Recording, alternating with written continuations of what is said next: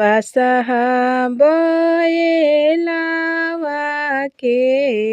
कौरी सिंगार हे ताहि चढ़ले आवेले शिव बउरावा हे ताहि चढ़ले आवेले शिव बउरावा हे से हो देखी गौरा के आमा ठोकेली के मार हे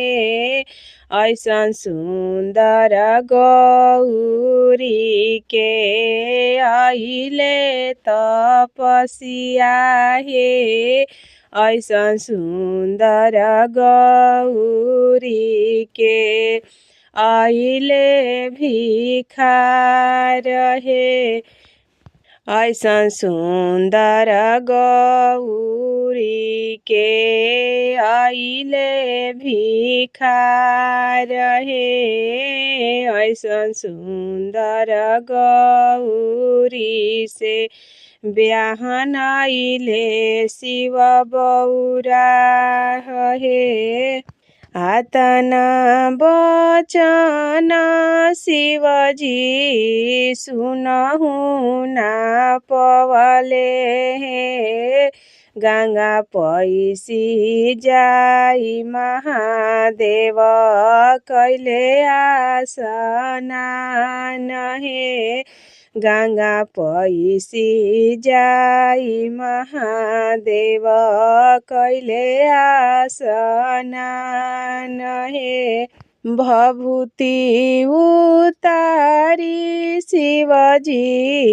चंदन लगवले हे कहाँ गईली सासुरानी खोलहु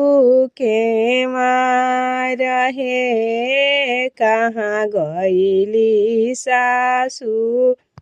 रानी खोलहु के मार हे आतना बचन सासु सुनहु ना पवली हे आतना बचन सासु सुनहु ना पवली हे चौका चंदन चढ़ी गौरी ले बैठली हे चौका चंदन चढ़ी गौरी ले बैठली हे भोला ऐसन दामाद के सिरे गौरी सौंपली हे भोला ऐसन दामाद के सिरे गौरी सौंपली हे मंगिया भराई शिवजी विधवा करवले हे संघवा में लेइयो के गईले पर्वत कैलाश हे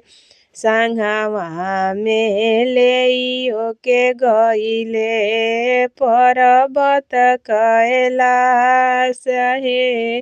गौरी ले चली भइले पर्वत कैलाश हे